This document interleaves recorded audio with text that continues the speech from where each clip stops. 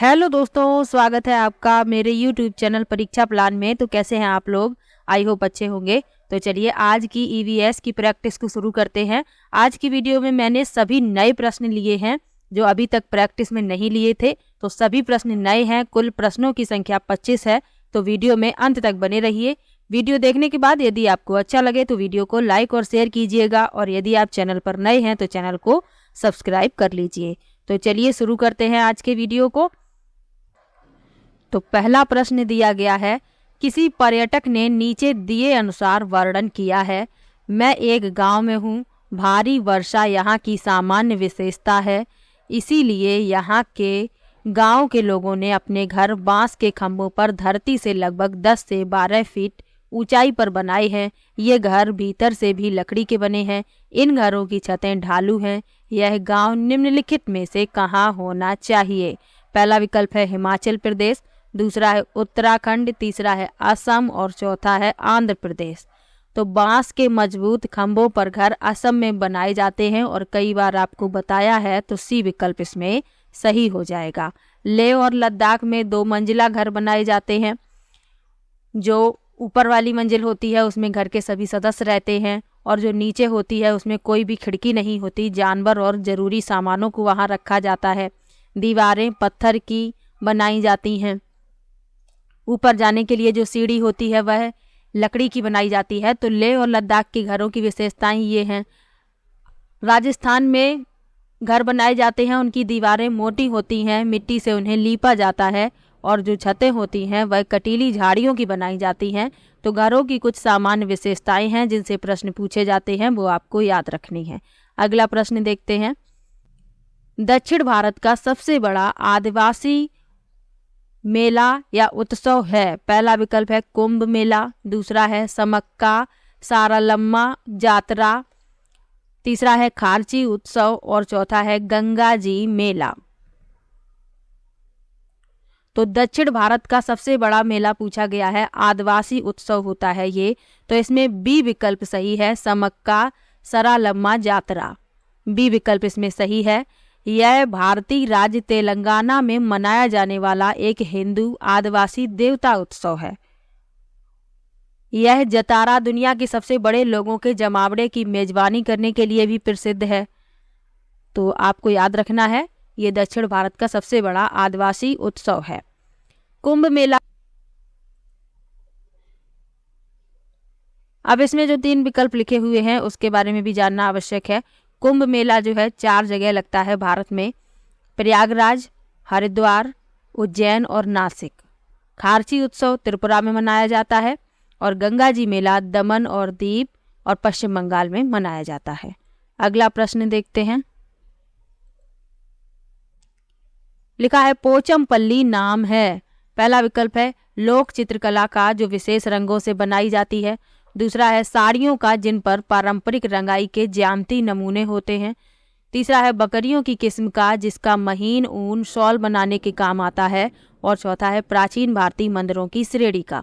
तो पोचमपल्ली साड़ियों का नाम है, और जिस जगह ये बनाई जाती हैं उस जगह का नाम भी पोचमपल्ली है, और ये तेलंगाना का भाग है।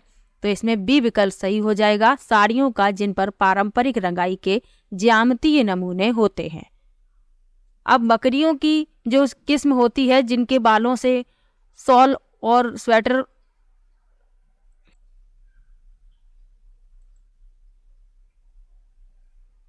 अब तीसरे विकल्प में लिखा है कि बकरियों की एक किस्म जिसका महीन ऊन शॉल बनाने का काम आता है। तो बकरियों की वो किस्म होती है पश्मीना बकरी होती है वो, और जो शॉल बनाई जाती है पश्मीना शॉल। तो आपको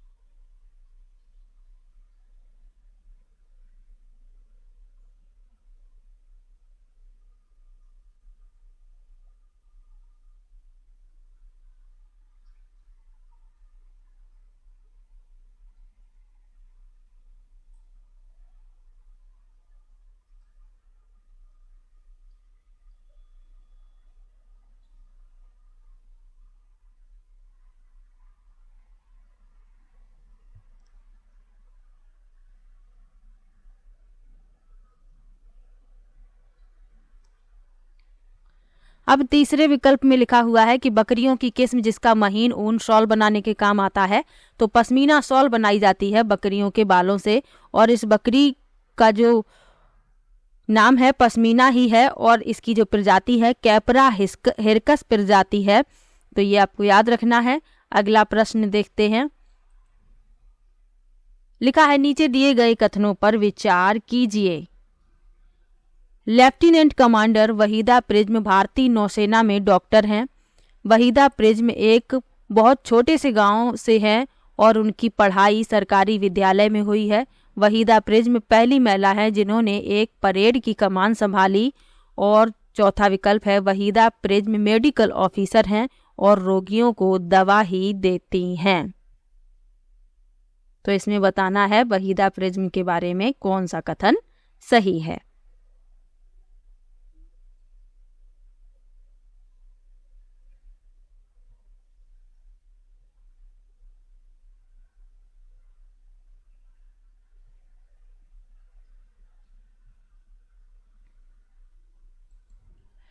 तो वहीदा प्रिज्म जो हैं लेफ्टिनेंट कमांडर हैं और ये भारतीय नौसेना में डॉक्टर हैं, ये बिल्कुल सही है। वहीदा प्रिज्म एक छोटे से गांव से हैं और उनकी पढ़ाई सरकारी विद्यालय में हुई है, ये भी सही है। वहीदा प्रिज्म पहली महिला है जिन्होंने एक परेड की कमान संभाली, ये भी सही है।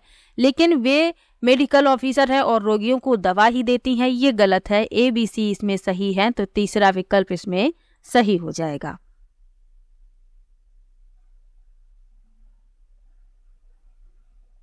अगला प्रश्न देखते हैं। वहीदा प्रिज्म के बारे में मैंने आपको डिटेल में पढ़ाया है, आप लोगों को याद होगा। अगला प्रश्न है वाराणसी की कढ़ाई की अद्वितीय कला है। पहला विकल्प है जरदोजी, दूसरा है तोड़ा, तीसरा है फुलकारी और चौथा है कांता। तो वाराणसी की कढ़ाई की अद्वितीय कला है जरदोजी, पहला विकल्प इसमें सही है। इसमें क्या होता है, सुइयों और धागों की मदद से रंगीन डिजाइनों से कपड़े को सुंदर बनाने के लिए कढ़ाई की जाती है और इसमें सोने और चांदी की धातु की कढ़ाई की जाती है, तो इसीलिए इसे जरदोजी कहा जाता है। ये आप याद रखना है आपको। और इसे जरी जरदोजी भी कहा जाता है। तो ए विकल्प इसमें सही हो जाएगा। अब ये जो और लिखी हुई हैं ये कहाँ से संबंधित हैं, ये भी आपको याद रखना है। तो कांथा जो है ये बंगाल की कढ़ाई है।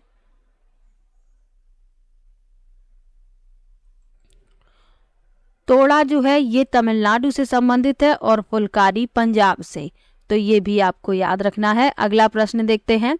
लिखा है अंतरिक्ष की यात्रा के लिए निम्नलिखित में से किसका उपयोग किया जाएगा। पहला विकल्प है एक उपग्रह, दूसरा है एक रॉकेट, तीसरा है एक हवाई जहाज और चौथा है एक उल्का पिंड। तो अंतरिक्ष की यात्रा के लिए एक रॉकेट का प्रयोग किया जाता है, बी विकल्प इसमें सही हो जाएगा। और ये जो रॉकेट होते हैं ये विशेष रूप से डिजाइन किए जाते हैं जिनका उपयोग अंतरिक्ष यात्रा के लिए किया जाता है, तो बी विकल्प इसमें सही है। अगला प्रश्न देखते हैं।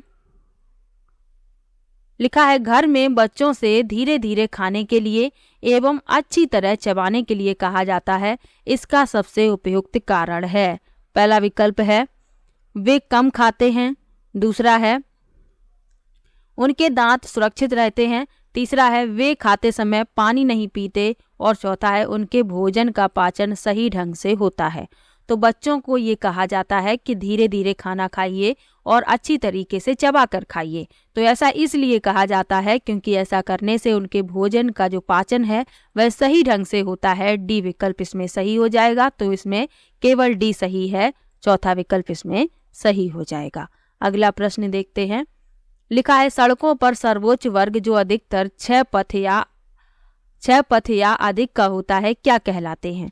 पहला विकल्प है राष्ट्रीय राजमार्ग, दूसरा है वायु मार्ग, तीसरा है एक्सप्रेस वे और चौथा है जल मार्ग।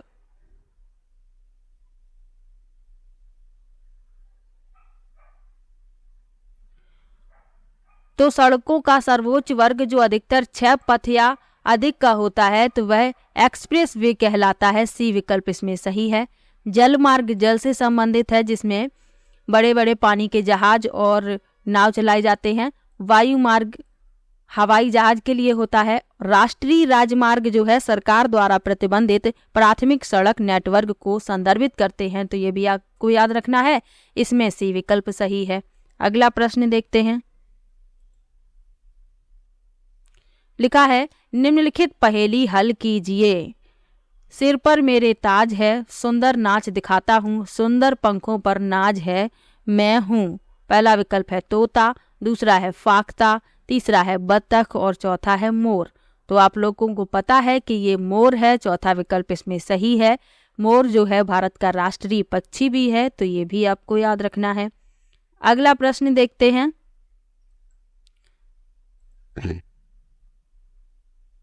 दमन एवं दीव की लोकप्रिय कला एवं शिल्पकारी है। पहला विकल्प है बांस की शिल्पकारी, दूसरा है वर्ली चित्रकारी, तीसरा है पत्थर की शिल्पकारी और चौथा है कछुए के कवच की शिल्पकारी।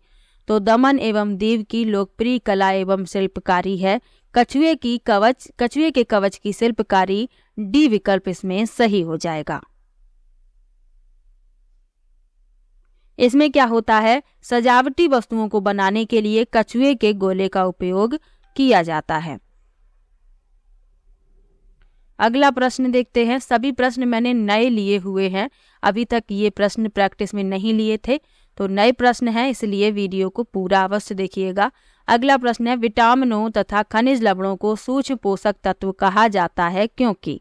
पहला विकल्प है इनको केवल कृत्रिम संपूरकों द्वारा प्राप्त किया जा सकता है, दूसरा है इनकी कमी या अभाव से विविध प्रकार के रोग हो जाते हैं, तीसरा है मनुष्यों में इनकी आवश्यकता कम मात्रा में होती है और चौथा है ये सभी खाद्य पदार्थों के महत्वपूर्ण घटक हैं।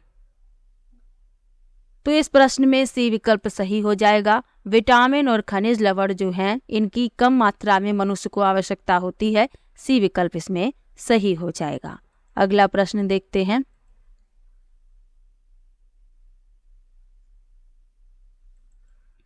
अगला प्रश्न है भारत की राजधानी की स्थिति के सापेक्ष लखनऊ की यानी उत्तर प्रदेश की राजधानी है और जयपुर राजस्थान की राजधानी की दिशाएं क्रमशः हैं। पहला विकल्प है उत्तर पूर्व उत्तर पश्चिम, दूसरा है दक्षिण पूर्व दक्षिण पश्चिम, तीसरा है दक्षिण पश्चिम दक्षिण पूर्व और चौथा है उत्तर पश्चिम उत्तर पूर्व। तो भारत की राजधानी दिल्ली के सापेक्ष पूछी गई है, लखनऊ की और जयपुर की स्थिति, तो इसमें दूसरा विकल्प सही हो जाएगा, दक्षिण पूर्व एवं दक्षिण पश्चिम। अगला प्रश्न देखते हैं।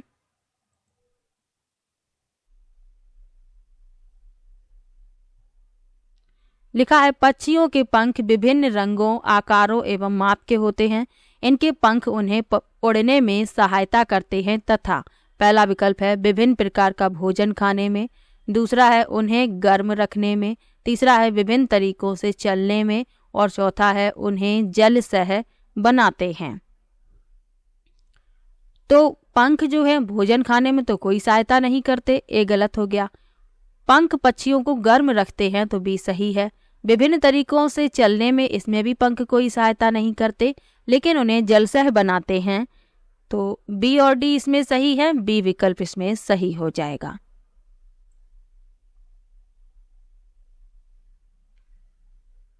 जलसह का मतलब है जल रोधक रखने में। अगला प्रश्न देखते हैं। लिखा है जो पशु अंडे देते हैं उनकी निम्नलिखित विशेषताएं होती हैं। पहला विकल्प है उनके बाहरी कान एवं शरीर पर बाल होते हैं, दूसरा है उनके आंतरिक कान होते हैं एवं शरीर पर बाल नहीं होते, तीसरा है बाहरी कान होते हैं एवं शरीर पर बाल नहीं होते और चौथा है उनके आंतरिक कान एवं शरीर पर बाल होते हैं। तो जो पशु अंडे देते हैं उनके जो आंतरिक कान होते हैं, उनके आंतरिक कान होते हैं और शरीर पर बाल नहीं होते, जैसे छिपकली, मेढक है, मगरमच्छ है, ये सभी अंडे देते हैं लेकिन इनके शरीर पर बाल नहीं होते हैं और इनके कान जो हैं बाहरी नहीं होते यानी आंतरिक कान होते हैं। बी विकल्प इसमें सही हो जाएगा। और जिनके कान बाहर की तरफ होते हैं और जिनके शरीर पर बाल होते हैं वो बच्चे पैदा करते हैं। तो ये दोनों बातें आपको याद रखनी है।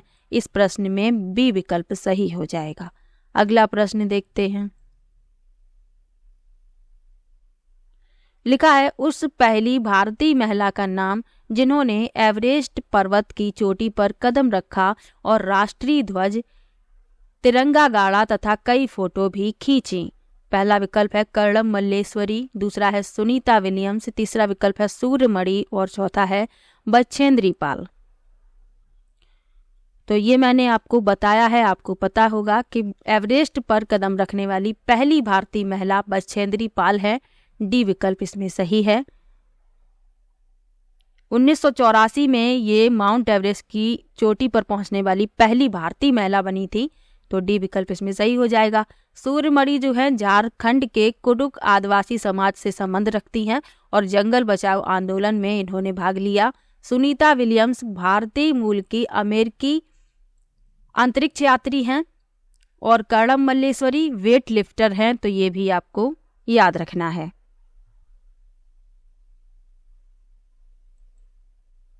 अगला प्रश्न देखते हैं।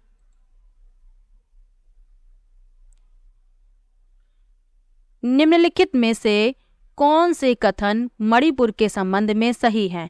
मणिपुर का अर्थ है जेवरों का देश। दूसरा है लावनी मणिपुर का लोक नृत्य है।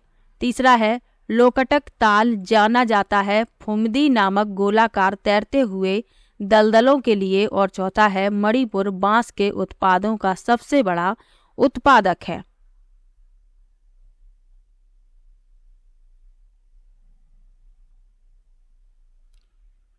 तो मणिपुर का अर्थ है जेवरों का देश यानी रत्नों की भूमि। तो ये सही है। लावनी मणिपुर का लोक नृत्य है, ये गलत है क्योंकि मणिपुरी मणिपुर का पारंपरिक नृत्य है। सी भी सही है और डी भी सही है। ए सी डी इसमें सही है। बी विकल्प इसमें आपका सही हो जाएगा।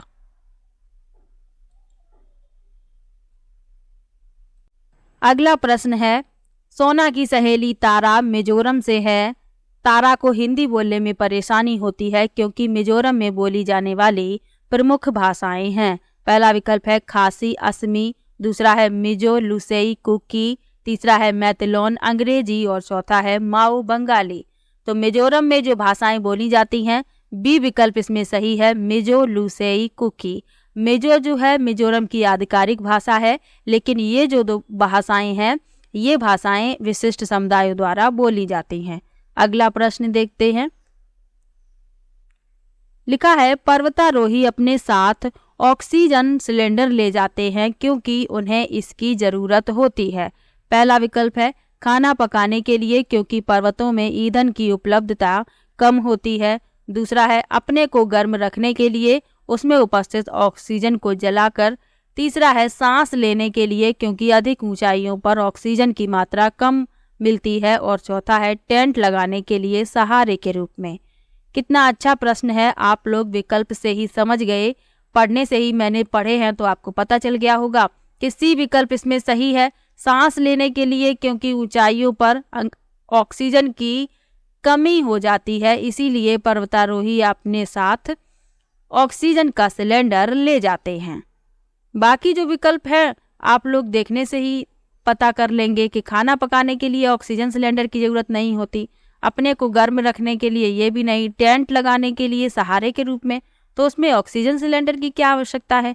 सांस लेने के लिए ले जाते हैं क्योंकि ऊंचाइयों पर ऑक्सीजन कम हो जाती है। अगला प्रश्न देखते हैं। राजस्थान का पारंपरिक नृत्य जिसमें घूंघट वाली महिला नृत्यांग। अगला प्रश्न है राजस्थान का पारंपरिक नृत्य जिसमें घूंघट वाली महिला नृत्यांगनाएं सिर पर 7 से 9 पीतल के घड़ों को संभालती हैं कहलाता है। पहला विकल्प है कालबेलिया, दूसरा है कथक, तीसरा है तेरह ताली और चौथा है भवाई। तो इस प्रश्न में चौथा विकल्प सही है, भवाई। ये राजस्थान का पारंपरिक नृत्य है जिसमें महिलाएं अपने सिर पर 7 से 9 पीतल के घड़ों को रख लेती हैं।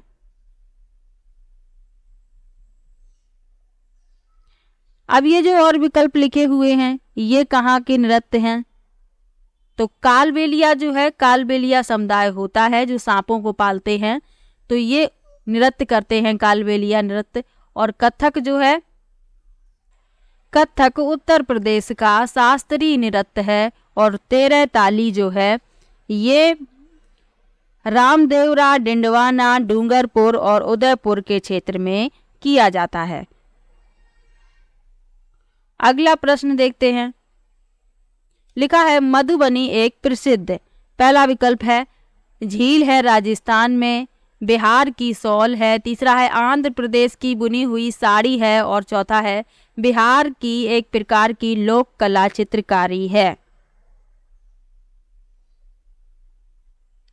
और ई में लिखा है बिहार का एक स्थान है। तो मधुबनी जो है बिहार की एक लोक कला चित्रकारी है और बिहार का एक स्थान भी है, और उसी स्थान पर इस चित्रकला का नाम मधुबनी रख दिया गया है। डी और ई इसमें सही है, चौथा विकल्प सही हो जाएगा। मधुबनी में प्राकृतिक रंगों का इस्तेमाल किया जाता है और चावल के पिसे हुए घोल का भी इस्तेमाल किया जाता है। जो रंग इस्तेमाल किए जाते हैं वो प्रकृति से प्राप्त किए जाते हैं, नील है, हल्दी है। और इस चित्रकला में जानवरों, मनुष्यों, मछली, इन सबके चित्र बनाए जाते हैं, तो ये आपको याद रखना है। अगला प्रश्न देखते हैं। अगला प्रश्न लिखा है निम्नलिखित में से 3 पेट्रोलियम उत्पादों के समूह को चुनिए, यानी जो पेट्रोलियम से प्राप्त होते हैं उन्हें बताना है। पहला विकल्प है मोम, कोल, तार, ग्रीस, दूसरा है पेंट, प्लास्टिक, रेयॉन, तीसरा है एलपीजी, कोल, तार, एथेनॉल और चौथा है केरोसिन, डीजल, मीथेन। तो पेट्रोलियम से प्राप्त होते हैं मोम, कोल, तार, ग्रीस, पहला विकल्प इसमें सही हो जाएगा। अगला प्रश्न देख लेते हैं। निम्नलिखित में से कौन सा गंगा जल को स्वच्छ करने के लिए एक परियोजना मिशन है? पहला विकल्प है जल शक्ति, नमामि गंगे, दूसरा है गंगा आमंत्रण अभियान जल शक्ति, तीसरा है राष्ट्रीय स्वच्छ Ganga mission, Ganga action plan और चौथा है नमामि गंगे यमुना एक्शन प्लान।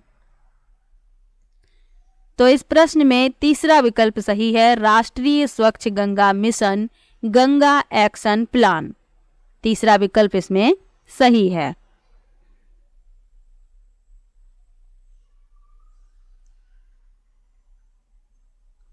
अगला प्रश्न देखते हैं। भोजन के निम्नलिखित समूहों में से उस समूह का चयन कीजिए जिसमें सभी इकाई प्रोटीन समृद्ध स्रोत हैं। पहला विकल्प है अंडे, दालें, मछली, दूसरा है बादाम, मक्का, दूध, तीसरा है संतरा, मक्खन, अंडे और चौथा है दही, दूध, चावल।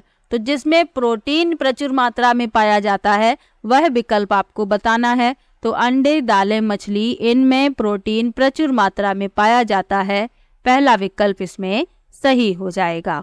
अगला प्रश्न देखते हैं। लिखा है राज्य और नृत्य के सही युग्म का चयन कीजिए, यानी राज्य और नृत्य का सही युग्म जो है वह आपको बताना है। पहला विकल्प लिखा हुआ है कर्नाटक कथक, दूसरा है तमिलनाडु लावड़ी, तीसरा है असम बुइया और चौथा है आंध्र प्रदेश कुचिपुड़ी। तो कर्नाटक कथक ये गलत है क्योंकि कथक जो है उत्तर प्रदेश का है, ये तो गलत हो गया। तमिलनाडु का लावड़ी नहीं है, तमिलनाडु का भरतनाट्यम है, इसीलिए ये गलत है। असम का जो नृत्य है वह सत्रिया है, तो ये भी गलत हो गया। चौथा विकल्प इसमें सही है, आंध्र प्रदेश कुचिपुड़ी। भारत में 9 शास्त्रीय नृत्य हैं। भरतनाट्यम तमिलनाडु का है, कथक उत्तर प्रदेश का है, कथकली केरल का है, कुचिपुड़ी आंध्र प्रदेश का है, ओडिसी उड़ीसा का है, सत्रिया असम, मणिपुरी मणिपुर, मोहिनीअट्टम केरल और पूर्वी भारत का छऊ नृत्य उड़ीसा, झारखंड और पश्चिम बंगाल से संबंधित है। तो ये नृत्य भी आपको याद रखने हैं। इसी तरीके से प्रश्न पूछा जाता है, कभी मिलान करने के लिए पूछ लिया जाता है, कभी सीधे ही पूछ लिया जाता है कि किस राज्य का नृत्य कौन सा है, तो आपको याद रखना है।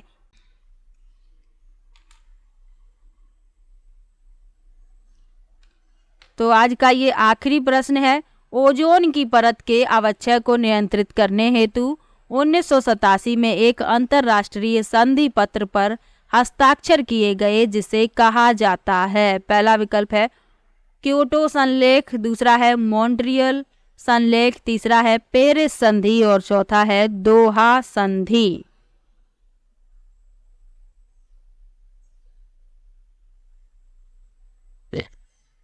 तो ओजोन की परत के अवक्षय को नियंत्रित करने के लिए 1987 में एक अंतरराष्ट्रीय संधि पत्र यानी समझौते पर हस्ताक्षर किए गए जिसे मॉन्ट्रियल प्रोटोकॉल या मॉन्ट्रियल संलेख कहते हैं। बी विकल्प इसमें सही हो जाएगा। मॉन्ट्रियल संलेख या इसी को मॉन्ट्रियल प्रोटोकॉल कहते हैं। बी विकल्प इसमें सही है। तो आज की वीडियो में कुल 25 प्रश्न लिए थे। किसी भी प्रश्न में आपको डाउट हो तो कमेंट बॉक्स में ज़रूर लिखिएगा और वीडियो आपको अच्छा लगे तो भी आप कमेंट बॉक्स में ज़रूर बताइएगा। मिलते हैं नेक्स्ट वीडियो में। और अभी तक मैंने 10वीं प्रैक्टिस है, ये 9 प्रैक्टिस पहले करवा दी है और आपने यदि देखी होंगी तो सभी प्रश्न महत्वपूर्ण हैं और इतना ईवीएस में मैं पढ़ा चुकी हूँ कि आप लोगों को और अधिक पढ़ने की आवश्यकता ही नहीं है। ईवीएस पेडागोजी भी करा दी, हैंड रिटन नोट्स से भी पढ़ा दिया, प्रैक्टिस भी करवा दी और अभी समय है थोड़ा, तब तक मैं प्रैक्टिस करवाती रहूँगी। और भी प्रश्न हैं जो नए हैं जिनके आने की संभावना है उनको भी मैं करवाऊँगी। एसएसटी भी मैंने प्रैक्टिस करवाई है, साइंस की भी प्रैक्टिस करवाई है। तो आप लोग यदि पेपर सेकंड के लिए तैयारी कर रहे हैं, आपका एसएसटी है तो एसएसटी की वीडियो देख लीजिए, साइंस है तो साइंस की वीडियो देख लीजिए, आपको काफ़ी हेल्प मिलेगी। तो चलिए मिलते हैं नेक्स्ट वीडियो में।